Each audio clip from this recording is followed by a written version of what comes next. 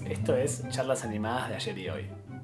Hoy vamos a estar hablando del director Wes Anderson, que, aunque es muy conocido por sus películas con personas, hizo también 2 películas animadas, que son Fantastic Mr. Fox y Isle of Dogs. En el día de hoy estamos, como siempre, Lucía de Estefano. Hola. Yo, que soy Agustín Ibarlucía, y nos acompaña en esta ocasión Denis Umachi. Hola. Den, además de ser muy amiga nuestra, es animadora y editora y fue la que nos dio la idea de hablar de Wes Anderson, así que estamos muy contentos de tenerte. Bueno, muchas gracias.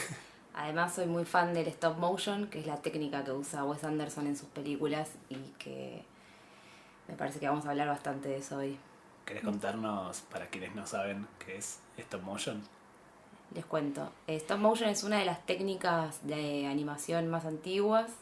Se sacan fotos, cada foto vendría a ser un fotograma y al usar 24 fotos en un segundo, por ejemplo, o a veces 12 o a veces 16 fotos en un segundo, se va creando, no sé cómo decirlo. La ilusión de movimiento. La ilusión de movimiento, exacto. Y en general se usan marionetas, plastilina o cualquier objeto inanimado para ir moviéndolo a través de cada foto que va sacando y crear esa ilusión de vida. Bueno, Perfecto. es la primera vez que vamos a hablar de esta técnica en charlas animadas y bueno, decidimos empezar por Wes Anderson, que aprovechando que este año se cumplen 10 años de Fantastic Mr. Fox, se estrenó el 14 de octubre de 2009 en un festival en Londres. Bueno, como decía Den, el stop motion se basa en general, las cosas más industrializadas, en usar marionetas articuladas que son muy sofisticadas, tienen normalmente armazones de hierro o de metal por adentro con articulaciones que se cubren con látex y después, en el caso de por ejemplo, de Fantastic Mr. Fox, se cubren después con pelitos uno por uno. Es un nivel de detalle que... Bueno, todo el cine de Wes Anderson en general es un nivel de detalle que no se puede creer, pero en este caso es mucho más increíble porque todo se tuvo que crear en miniatura para la película. Sí. Exacto. Yo soy muy fan de las miniaturas también, así que hay algo del stop motion que es muy lindo de ver, que capaz el que ve la película no se da cuenta, pero son personas que están trabajando con miniaturas todo el tiempo. Sí. Y no es lo mismo que la animación, en ese punto no es lo mismo que la animación de dibujo cuadro a cuadro, que no manipulas objetos, digamos, con las manos y que las tenés que acomodar esos objetos en un espacio físico. Es que creo que podés hacer stop motion sin ser buen dibujante.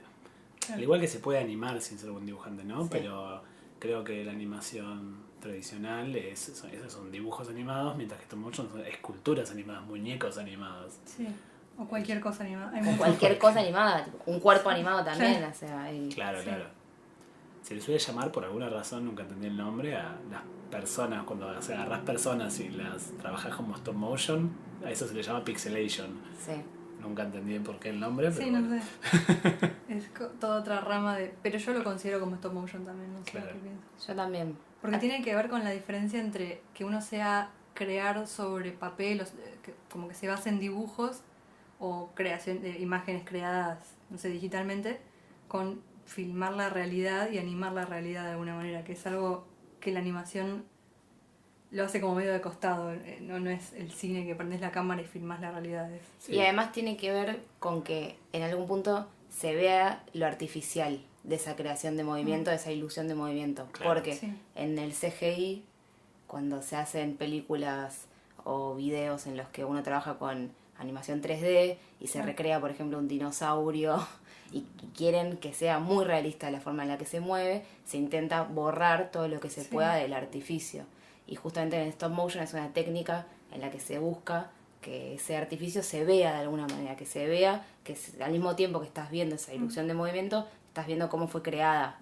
Y Sí. eso en otras técnicas se borra, se tiende a borrar. Sí, eso creo que igual es como la manera en la que el stop motion evolucionó, porque nos fascina ver estos muñecos que se mueven, pero en realidad el stop motion hace 70 años también en realidad funciona como vos decís el CGI ahora, Sí, es de e intentar, como Godzilla, por ejemplo, Tal intentar cual. que parezca realista. El tema es que, bueno, ahora vemos eso de hace 70 años y nos parece Claro. como Bueno, casi igual sigue gracioso. siendo muy linda. O sea, hay cosas, por Sí. ejemplo, Harryhausen, Ujú. que es una referencia que Wes Anderson nombró un par de veces y es un Sí. director un animador que si no lo conocen es increíble las cosas que hacía y lo usaba, o sea, sus animaciones se usaban como reemplazo de lo que sería el CGI. Claro. Hay una película muy famosa que se llama Jason y los Argonautas, Jason y los... Sí. sí, que anima unos esqueletos que son, no se puede creer, o sea, y los ves al lado de las actuaciones de la gente, de la parte de live action de la película, y parece como parte de la magia de ese Sí. mundo donde los monstruos se mueven así. No, Es está bien, una pero locura. creo que la evolución de la animación 3D tan hiperrealista Sí, liberó a stop motion de la búsqueda por el realismo y se permitió hacer eso, una búsqueda estética. Bueno, y también, como vos nombraste a Ray Harryhausen, que trabajó en un montón de películas y trabajaba en esto, en crear esos monstruos que en ese momento no se podían crear con otra técnica. También Henry Selick es otro de los animadores famosos así de la vieja escuela, que trabajó con Wes Anderson en Life Aquatic. no sabía Y- que era Henry Selick. Sí, y fue convocado por Wes Anderson como quiero trabajar con este monstruo de bien. la animación para crear estas criaturas Wow. marinas que se ven en algunas partes de Life Aquatic with Steve Zissou, que es una de las Sí. pelis que a mí más me gustan de Wes Anderson. Henry Selick, para los que no lo conocen, es el director de El extraño mundo de Jack, que muchos piensan que es de Tim Burton y no es el director, es productor y fue gran influencia para lo visual, pero no es el director. Me acabo de Y enterar. otra adaptación de un libro de Roald Dahl, que ahora cuando empecemos a hablar de Fantastic Mr. Fox, que es Jimmy el durazno gigante. Bueno, con respecto a esto que decías, Den, de que Wes Anderson trabajó stop motion ya en The Life Aquatic, que es una peli previa a Fantastic Mr. Fox, lo que me pregunto es cuál es la relación del director con la animación, ¿no? Creo que es como la clave del día de hoy. Sí, totalmente. Es eso, que ya era algo con lo que empezaba a coquetear y claramente le interesaba en ese momento, porque hay algo de la animación que es primordial en Wes Anderson. Bueno, yo tengo una teoría que es clara, le queda muy muy bien la animación a Wes Anderson porque claramente tiene todo un tema con el control y la creación de mundos y se puede llamar artificialidad, pero yo no lo llamaría de esa manera, lo llamaría más como creación de un mundo desde cero, desde algo que... O sea, incluso la realidad en las películas de Wes Anderson no se ven como la realidad que ves en la calle, que ves en la vida, que como en otros directores. Muchos críticos hablaron del estilo de casa de muñecas, porque en muchas películas se muestra, por ejemplo, todo esto de los paneos o de los travelings horizontales, que para explicar, hoy estamos como muy didácticos porque sabemos que hay gente que no viene del palo del cine o que no conoce muy bien los términos, así que vamos a intentar explicar cada cosa que decimos. Un traveling o un paneo significa movimientos de cámara. Los paneos son cuando la cámara desde un eje se gira como para mirar para un lado o para el otro, y traveling es cuando se mueve el eje completo de la cámara hacia un lado. Entonces habrán visto estos planos de Wes Anderson en el que empezamos a ir para un costado, normalmente hacia la derecha, y empezamos a recorrer como muchos espacios. Y por ejemplo en Life Aquatic hay un momento que es muy clave para mí, representa muy bien lo que es Wes, que es cuando muestran todo el barco, que hicieron un barco gigante en un estudio Sí. y que parece una miniatura. Parece como un diorama o una maqueta de algo, pero gigante. Sí. Y bueno, tiene mucho eso de casa de muñecas en este sentido, de miniaturas y usa muchas miniaturas también en otras películas. En películas live action, para hacer efectos especiales, muchos de los efectos especiales que usa no son digitales, sino que son a la vieja escuela, digamos. Claro. Da la sensación de que antes de hacer Fantastic Mr. Fox, él quería hacer animación, y después de hacer Fantastic Mr. Fox, tomó eso que aprendió de la animación para las películas posteriores. Empezando por esto que vos decís, por ejemplo, del el control total y de no dejar nada al azar. Pienso en los actores y los diálogos. Mientras que muchos directores lo que hacen es dejar a los actores actuar y después que la cámara por ahí los siga, los acompañe, y después en la edición editar en relación a cuando hacen las pausas en el diálogo, qué sé yo. Wes Anderson da la sensación de que les da la indicación a los actores de que hablen y dejen de hablar una vez que la cámara ya se movió, primero se mueve la cámara y eso se ve mucho en Fantastic Mr. Fox y lo empieza a usar después mucho en Moonrise Kingdom, Sí. en el Gran Hotel Budapest y bueno, obviamente de nuevo en Isle of Dogs. Entonces vos tenés de repente secuencias en las que un personaje dice algo, la cámara se mueve, encuentra a otro personaje y cuando la cámara se terminó de mover, recién ese segundo personaje dice algo. Sí. Y de nuevo, está usando a los actores como muñecos. Sí, total. Sí, los actores y los espacios son muy maleables, ¿no?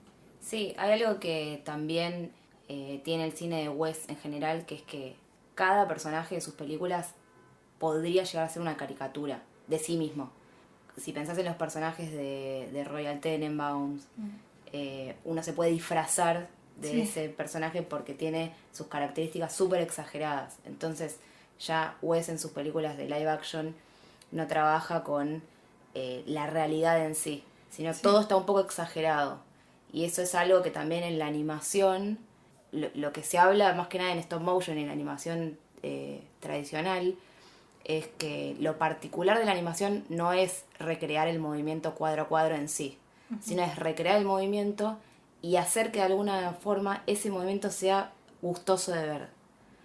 Por ejemplo, en las películas de Disney, Total. que no es solamente que sea realista el movimiento de cómo baila una princesa, sino que además sea bello y lindo a la vista. Eso era Disney, ¿no? Después hay otras escuelas. Pero eso también tiene... Él lo usa, esa exageración, que es uno de los 12 principios de la animación, lo usa en sus películas con los personajes reales. En los movimientos, en cómo dicen las cosas a veces, en cómo están vestidos, o sea, es muy caricaturesco.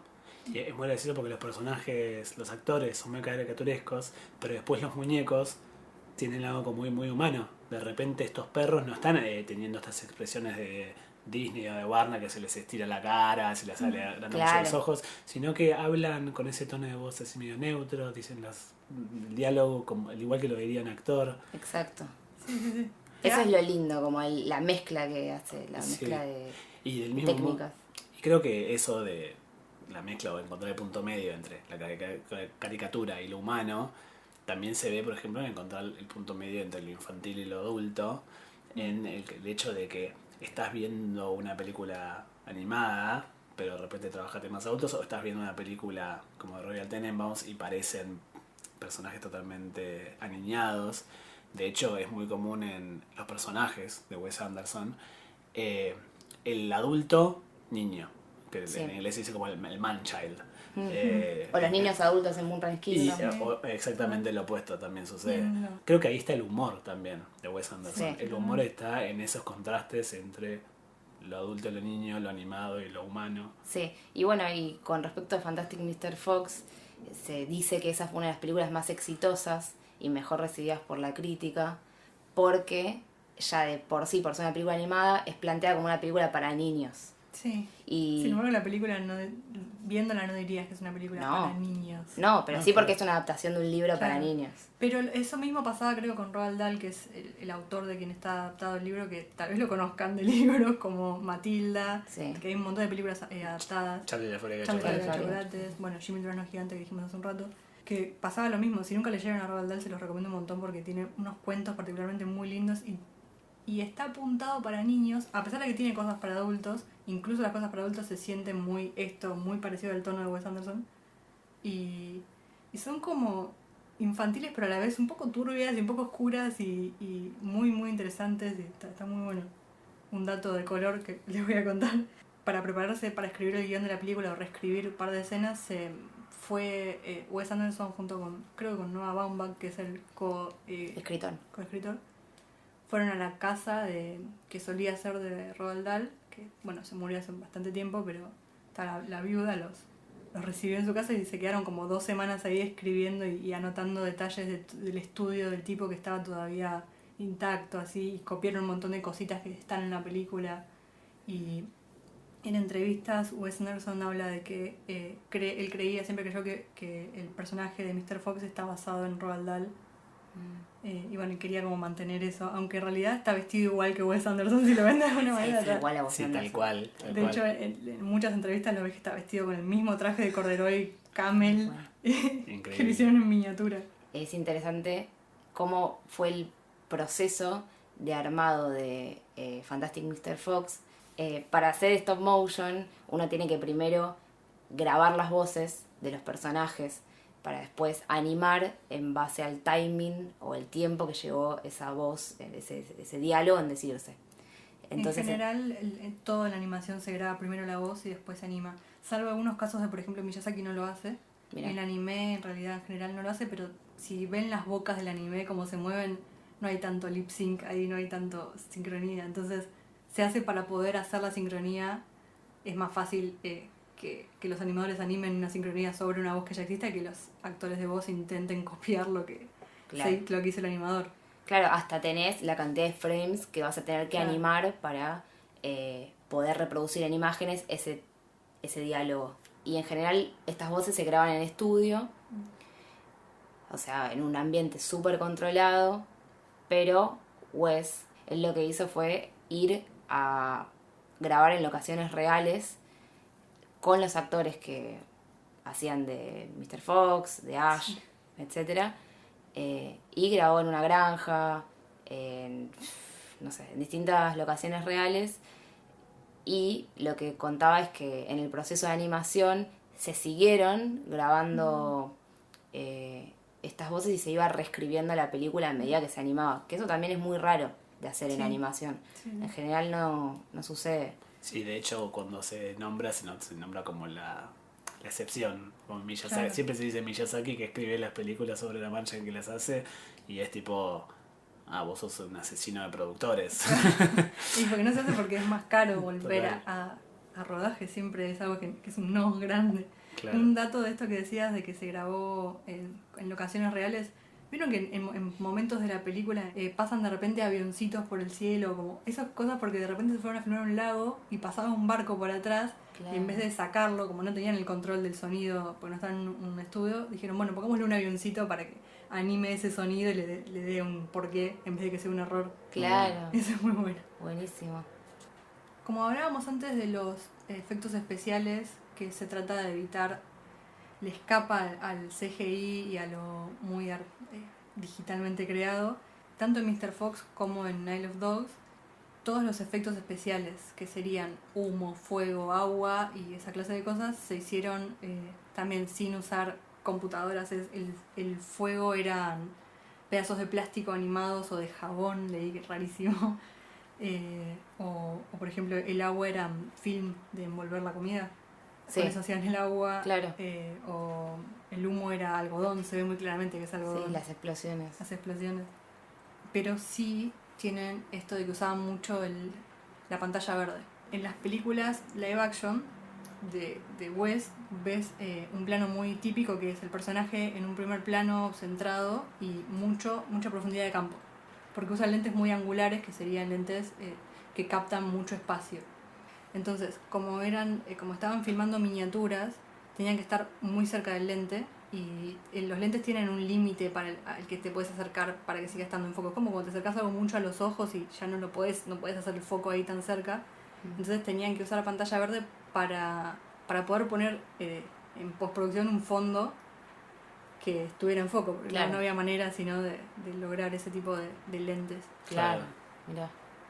Bueno, se largó a llover, así que seguramente escuchen una lluvia de fondo. Esperemos poder borrarlo un poquito en postproducción, pero no sé si será posible. Primero quería hablar un poco de... O sea, el personaje principal de este libro que él quería adaptar era un zorro. Y él como referencia para los puppets, o sea, para las marionetas, tenía estos zorros de taxidermia, ¿se dice? Animales reales disecados. Y que lo más importante que tienen y que se ve como que te lo trae la realidad es como la piel, los pelos que tienen. Entonces era un re desafío para los animadores tener que trabajar y moverlo cuadro a cuadro y trabajar con esos pelitos. Y a mí hay algo de Fantastic Mr. Fox que me gusta muchísimo, que es que hay momentos en los que me parecen claves, que son como muy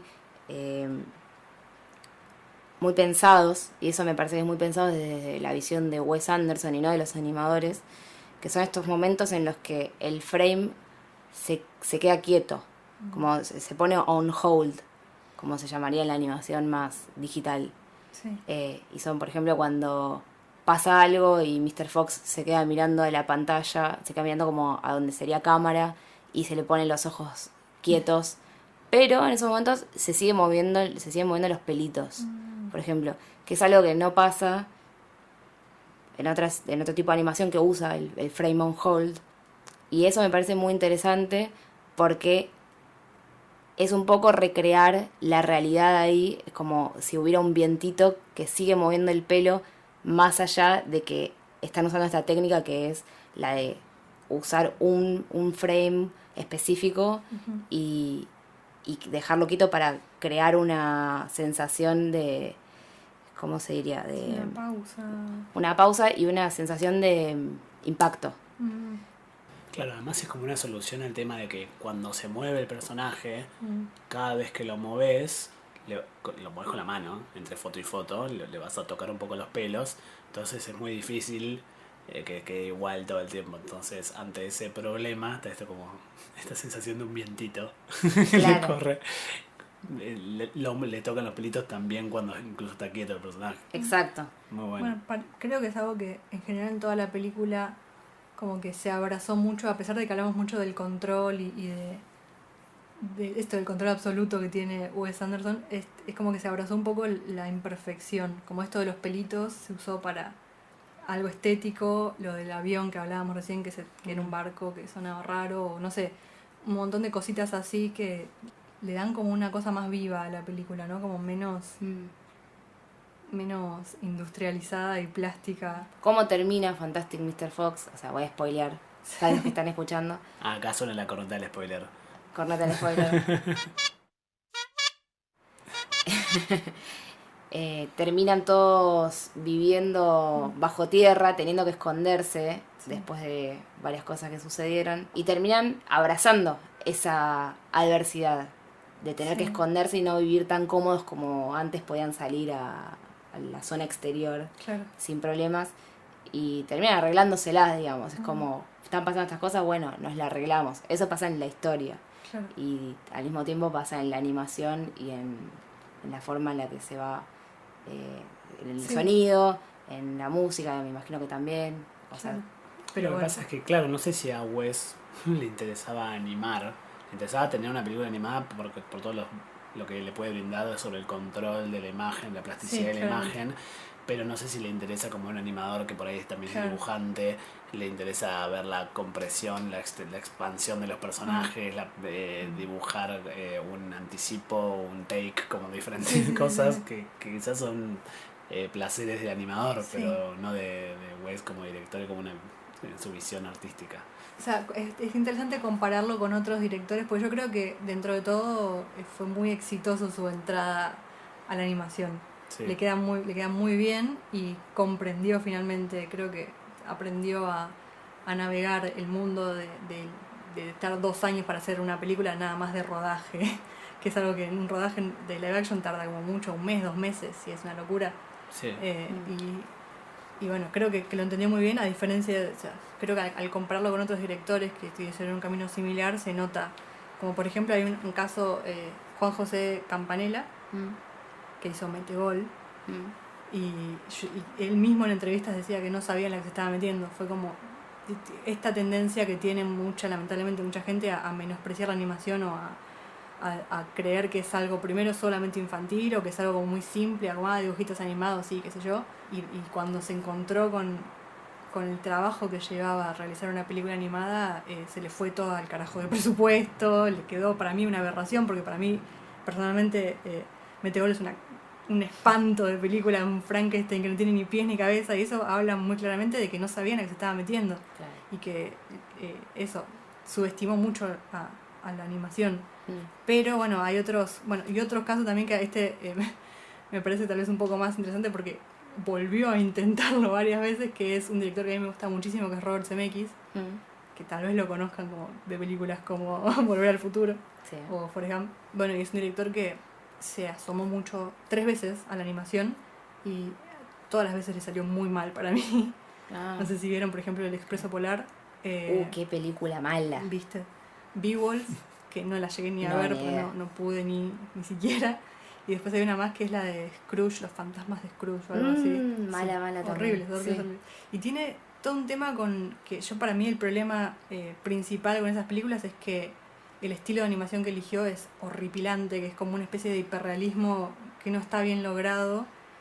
Y tiene que ver para mí con particularmente con CMX, que siempre se asomó un poco o sea, le interesó lo tecnológico y trabajar con la tecnología, con nuevas tecnologías, que le salió muy bien, muy bien en películas live action, que fue precursor en un montón de cosas, pero evidentemente la animación no le encontró la vuelta. Sí, lo que me parecía que SMX laburaba en las películas de live action a sus personajes como personajes animados, ¿no? Como por ejemplo en Volver al Claro. Futuro, el Doc es claramente un dibujito, es una caricatura. Lo que sucedió con El Expreso Polar es que intentó hacer una animación que se parezca mucho a la realidad, y ahí le cae en un concepto que no sé si hay traducción en castellano, que es el Uncanny Valley, que sería como el valle extraño, que dice Sí, que perturbador. un perturbador, que es que cuando algo se parece mucho a la realidad, Claro. pero te das cuenta que no es, que hay algo raro, eso es muy perturbador. Muy. En cambio, o sea, mientras MX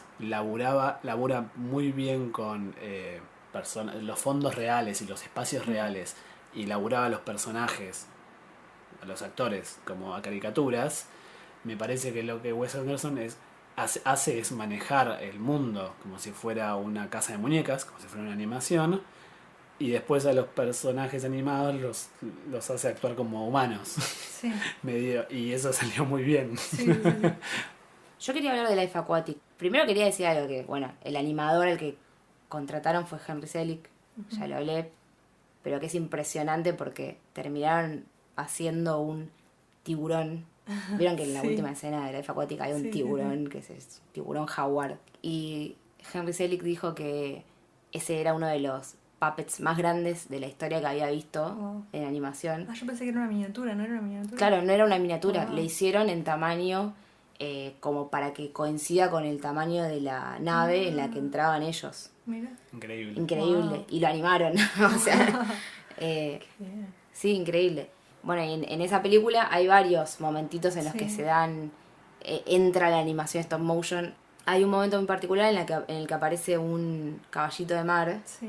Y él dijo que podrían haber intentado, por ejemplo, usar un footage de caballito Claro. de mar real Sí. y tocarle los colores, porque lo que él quería era crear una criatura que era un caballito de mar, pero con unos colores brillantes increíbles.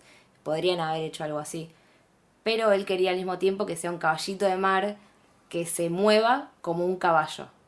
Que si ustedes ven ese momento de la película, es un caballito de mar que hace como con la cabeza así. Sí. Con un caballo, y entonces la única técnica que le iba a dar eso, que le permitía crear ese animal, era el stop motion, y además que quería trabajar con Henry Selick y Claro. todas estas cosas, entonces lo terminó haciendo con esa técnica. Y lo mismo pasa con el tiburón jaguar al final, que es como... Sí. Ese momento me hace acordar mucho al momento de Mr. Fox con el lobo. Sí. Sí, Es como un encuentro con el misterio de lo salvaje, lo animal, que es mi parte preferida de la película, cuando está el lobo que se lo ven en la distancia, así que levanta la patita con el puño hacia arriba. Y es como, no entendés bien por qué, pero es un momento re importante. Y porque hay algo de que Mr. Fox anhela eso salvaje, el lobo, como que... y también le tiene mucho miedo. Mr. Fox Sí. le tiene mucho miedo al lobo, pero también al mismo tiempo lo respeta un montón. Él anhela ese salvaje, esa vida salvaje que tiene que ver con su juventud también. Claro. Y después fue domesticado. También está este tropo, me parece, Sí, del sí. lobo domesticado. Del zorro domesticado. Sí, totalmente. Y es muy lindo. Es muy lindo eso. y también es muy lindo ese momento porque es el momento en el que se cumple una búsqueda personal que tenía Mr. Fox a través de toda la película, que era esto de sentirse salvaje o como Sí. esta crisis que tuvo, digamos. Sí. Esta crisis que se termina como de cerrar ahí. Y en Life Aquatic with Steve Zissou sucede lo mismo. Es la búsqueda de ir a buscar a El tiburón. esta criatura marina que uno piensa que no se va a dar, que no sabe, y se termina dando y lo terminan mostrando, porque también podrían elegir no mostrar ese Total. mostrar que todos están sorprendidos y no mostrar a ese tiburón. Pero eligen mostrarlo igual y es increíble. también es el clímax y la conclusión de toda la búsqueda personal de los personajes. Sí, además esa búsqueda es como muy narcisista. Mr. Fox es como que está ahí pensando solo en sí mismo y en el medio aprende como a conectar con su familia, con su hijo. No llegan a lo que buscaban. Llegan a otra cosa que es mejor. Sí, totalmente, eso es re lindo. Es raro de ver una historia así, que en vez de un final feliz tradicional, es esto como feliz en el fracaso o feliz con lo que les tocó. Claro. Es muy lindo. Bueno, pasemos, si quieren, a Isle of Dogs, Dale. que si no se dieron cuenta en inglés, lo digo en inglés porque tiene este juego de palabras con I love dogs. Ah, no me he dado cuenta. Hermoso. Pero, I love bueno. dogs. Muy bueno. Bueno, Isla de Perros, la última película hasta el momento de Wes. Se estrenó el año pasado, en el 2018, en el Festival de Berlín, como película de apertura, que no es poca cosa decir porque que pongan una película de animación stop motion como apertura del Festival de Berlín es mínimamente importante para mí, para el mundo de la animación. Claro. Sí, totalmente. Siempre cuando hay una peli de Wes Anderson esperamos espacios muy bellos, como el hotel de Gran Hotel Budapest, Sí. o como ese campo de Fantastic Mr. Fox, y de repente a mí lo que me llamó la atención cuando vi el tráiler, es una isla de basura. Sí. Esto es re feo. Sí, es una distopía. De Sí. repente, sí, eso también me llamó mucho la atención. O sea, que dentro de la vara de Wes Anderson es feo, pero en realidad es una cosa muy hermosa. O sea, las Claro. basuritas de miniatura y todo el... Si ven la película se van a dar cuenta que toda la basura está separada por categorías y por colores, entonces de repente están en un mundo donde todo es, no sé, lavarropas rosas o es tipo botellas transparentes de saque. Bueno, pero en realidad tiene mucho que ver con lo que hace Wes Anderson en general, que es como ponerle lo bello en los lugares en donde la gente en general no vería esa belleza. Como, no sé, pienso en The Royal Tenenbaums y la historia de la familia. Sí. Ahí está trabajado de una manera muy linda, y no solamente estéticamente, sino cómo se cuentan los personajes. Y la verdad es que no es una historia copada para contar, digamos. Sí, es un drama. Es un drama. Después la otra de la película, por ahí vos nos podés contar mejor, es la relación con Japón, ¿no? Sí, eso creo que es lo que me hizo más ruido a mí dentro de la película. O sea, esta película, para los que escuchen y no me conocen, tiene, si alguien, si ponen en una máquina, una película que le guste a Lucía, bueno, tiene que tener perritos, sí, tic. Tiene que tener animación stop motion, sí, tic. Es de Wes Anderson, sí, perfecto. Tiene Japón, ya está, me encanta, es la mejor película del mundo, me va a fascinar. Y sí, todo no me encantó, me pareció como, me decepcionó un toque, me pareció principalmente todo el tema con Japón, que sería algo que me subiría 1000 puntos en cualquier otra situación. Como está puesto muy caprichosamente. Es un Japón que está visto muy desde un turista yanqui. Sí. Sí, No se sintió tan genuina realmente, tan genuino esto de que sea Japón. Medio que fue como, bueno, pintó hacer una película en Japón, listo. Yo creo que me hubiera gustado mucho más la película y hubiera sido más orgánico que sea todo en alguna parte de Estados Unidos o en un país inventado en donde todos hablan el mismo idioma, porque también tiene todo un tema con el idioma que me parece medio problemático, como medio extraño. Sí. Pero bueno, igual eso no quita de que sea muy hermosa visualmente todas las reproducciones de las cosas japonesas. Pero también todo lo que elige para contar son lo que compran los turistas cuando van a Japón. Es como, bueno, tienen la cosa de sumo, sí, tienen los tamborcitos, taiko, estos sí, tamborcitos. Empieza en un altar típico con los toris rojos y es como muy una postal de Japón que se lleva un turista. Claro. Y en ese sentido me pareció como que le falta eso, como lo personalizado, Creo que si pudiésemos armar como un arco de la filmografía de Wes Anderson desde la primera Bottle Rocket hasta esta última, creo que fue virando de historias largas de 3 horas, Royal Tenenbaum, Life Aquatic, Rushmore, duran como 3 horas esas películas, a historias más cortas donde antes había un desarrollo de los personajes y ahora ya los personajes no están desarrollados, son personajes de Wes Anderson. Claro. Como que ya tenemos esa memoria calle, como sabemos que los personajes son así, tienen estos problemas internos, conflictos, adultos que se creen chicos, no sé qué. Y eso se intercambió por esta fascinación absoluta por lo plástico y este control zarpado. Pero hasta la anterior, hasta Gran Hotel Budapest, todavía no terminaba de perder totalmente el corazón. Sí. Me pasó como en I Love Dogs, que narrativamente me pareció un poco pobre. No, Sí. es muy bella, pero no, el guión Es me parece confusa, malo. es como no tiene un protagonista marcado ni definitivo, es como que el perro está Chief, que parece que va a ser el protagonista, pero después viene este otro nene que no lo entendemos porque habla en japonés y no lo subtitulan, y que no, claramente no es el protagonista, y es que eso como que no tiene algo que todas las otras películas tenían muy marcado, que era el protagonista definitivamente, y como la evolución de ese protagonista. A mí hay algo que me gustó justo de eso, porque en general me acuerdo de cuando empecé a ver películas de Wes Anderson y salió Moonrise Kingdom en un momento y yo me volví bastante loca con esa película. Y me acuerdo de hablar con otras personas a las que le habían gustado películas de Wes Anderson y que ellos dijeran, sí, me gusta Wes Anderson, pero la verdad siempre hace lo mismo. Como una crítica de parte de la gente, como bueno, capaz estaría bueno que salgas un poco de ahí. Sí.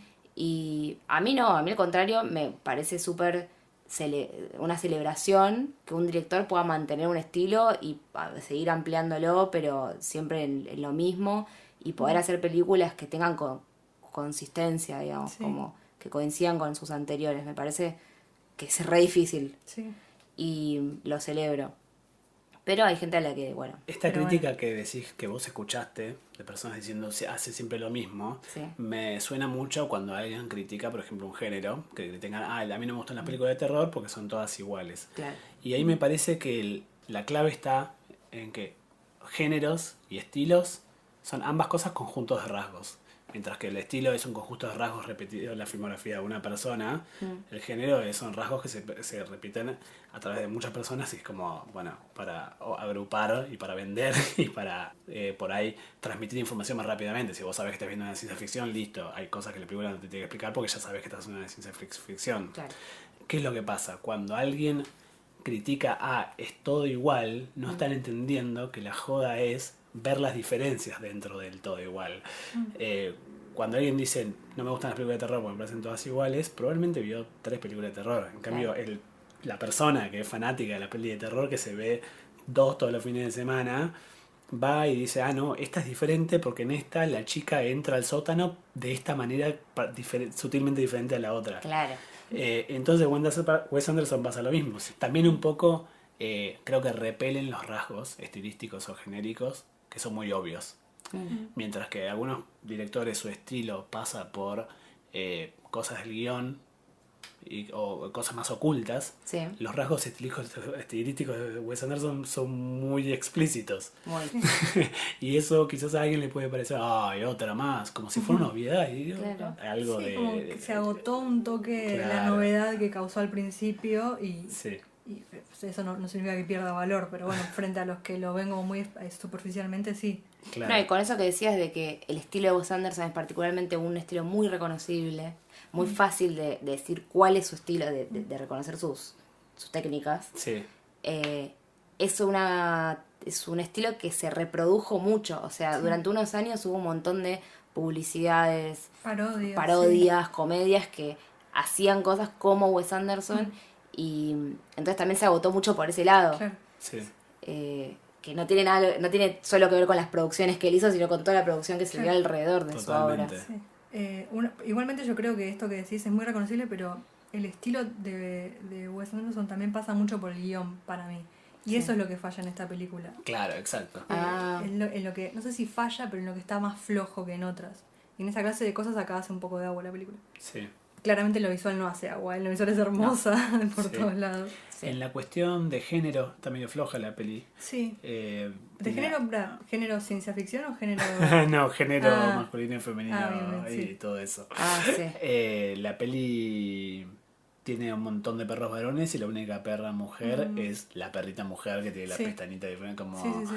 y tiene las características femeninas, como hay algo Sí. medio perezoso dentro de la reconstrucción, la representación de género. En general no es muy progre en lo que es género. O sea, no está mal, pero tampoco está muy bien. Claro, Está como en... totalmente. Creo que no está mal, creo que reproduce un poco los tropos de género a modo de caricatura. Pero Es bueno, lo que esta hace. película particularmente tiene como estos dos historias románticas que a mí me parecieron un poco innecesarias, que es la perrita esta, que la voz la hace Scarlett Johansson con Chief, el perro protagonista, y el nene que encima se llama Atari, como que el chabón googleó Japón y, y puso lo que le salió. Es como medio obvio en ese sentido. Y la nena que tiene el afro rubio, que no me acuerdo el nombre, que es como, que aparte de esa, hablando de lo que veníamos hablando antes, perdón que me desvío un poco del tema, con todo esto de la apropiación cultural y como un poco la obviedad desde la vista de Japón o de Oriente, desde el turista yanqui, y tiene este personaje que es un poco problemático, que es como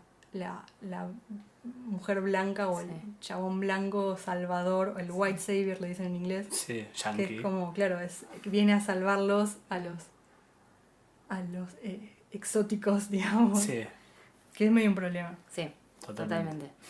totalmente. Yo quería decir algo con respecto a los tiempos de animación, como antes hablé de Fantastic Mr. Fox. En esta, algo que me parece como impresionante los tiempos de animación que maneja Wes Anderson en sus pelis, es que solamente la escena del armado del sushi tardó 8 meses en hacerse, en animarse. 8 meses es mucho para una escenita de una película. Y es como, habla del control y de la necesidad de perfección. La animación le sumó mucho las secuencias de acción a Wes Anderson. Sí.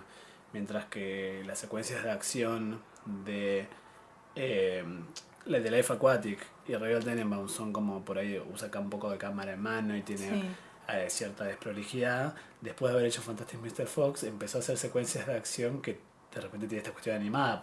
Pienso también en Murray's Kingdom, esa que tira la flecha y de repente hay como un fotograma de la flecha volada. O en Gran Hotel Budapest, todo lo del esquí. Sí. Es eso, la animación le dio mucho poder a sus secuencias de acción. Sí, le dio como, le enseñó a controlar la realidad de otra manera. Claro. Esto de la cámara en mano, en Gran Hotel Budapest directamente no hay cámara en mano. En todas sus películas anteriores había un momento de acción, de caos, que era medio gracioso, en donde la cámara pasaba a estar en mano, que es algo que en animación no se puede hacer. No. Por lo menos no en animación top motion. Y si se puede hacer, no van a ser 8 meses, van a ser 3 años de animación. Sí, anda a hacerlo, claro. Bueno, y una cosa que también leí por ahí que empezó a hacer después de hacer Fantastic Mr. Fox es empezar a usar animatics. No. Los animatics son storyboards animados que, para ir un poco más para atrás, los que no saben lo que es un storyboard, es una especie de cómic de cuadro a cuadro, lo que se va a ver en cada escena, en cada plano de la película, se dibuja para, bueno, ver cómo queda visualmente. Y en animación se usa mucho el animatic porque es como una prueba de cómo se va a ver eso moviéndose. Los animatics en animación se suelen hacer cuando ya se grabaron las voces. Sí. Por lo tanto se puede hacer como una prueba de cómo se ve la película con el timing de las voces y todo, y casi que hasta podés estar viendo la película entera. Sí. Editada como va a ser en borrador, claro. Entonces después cuando se va a animar no se anima ni un frame más ni un frame menos, se anima lo justo necesario porque la verdad que cada frame toma mucho tiempo, entonces no podés darte ese lujo. Mientras que en live action, bueno, si el plano dura un poco más, después ves dónde lo cortás. En cambio da la sensación de que Wes Anderson graba después de Fantastic Mr. Fox, graba en live action ni un segundo más ni un segundo menos de lo necesario, porque ya lo tiene todo en animatic, ya lo tiene todo como diagramado. Sí. Bueno, ya creo que Sí. eso es todo lo que tenemos para decir el día de hoy sobre Wes Anderson. Seguro que después por eso nos ocurren más cosas que te pueda pagar. Estuvimos hablando mucho hoy sobre stop motion, que es algo que no habíamos hablado en otros capítulos. Entonces les quería preguntar qué se les ocurre para recomendar a quien nos escucha de stop motion que no sea Wes Anderson. Lo que quiero recomendar y que siempre que me preguntan digo esto es Can Can Club, la productora de animación argentina, que son Mecho y Mav. Son dos personas amantes del stop motion y que hicieron cosas preciosas. Sí. Y también recomendaría a Pez para verlo, sí. que es otro realizador. Que utiliza objetos reales, no son marionetas, eso es muy interesante de ver cómo lo surgen. Bueno, también está Juan Pablo Zaramela, que es un animador argentino muy reconocido y que su principal trabajo siempre fue alrededor del stop motion, hizo otras cosas, pero... Y Pixelation. Pixelation, sí. Sí. Sí, de hecho ganó un montón de premios con su corto Luminaris. Que eso es, bueno, Pixelation. Claro. Que es Pixelation.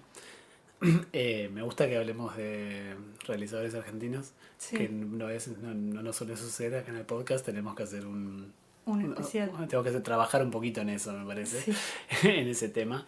Y después yo recuerdo una peli de Charlie Kaufman, que es uno de mis guionistas preferidos, que la peli es Anomalisa, está en stop motion y es muy particular. Sí. Bueno, también para recomendar algo más extraño, tal vez un poco más perturbador, está Hans Mankmeyer. Svankmajer se lee, pero se pronuncia Svankmajer.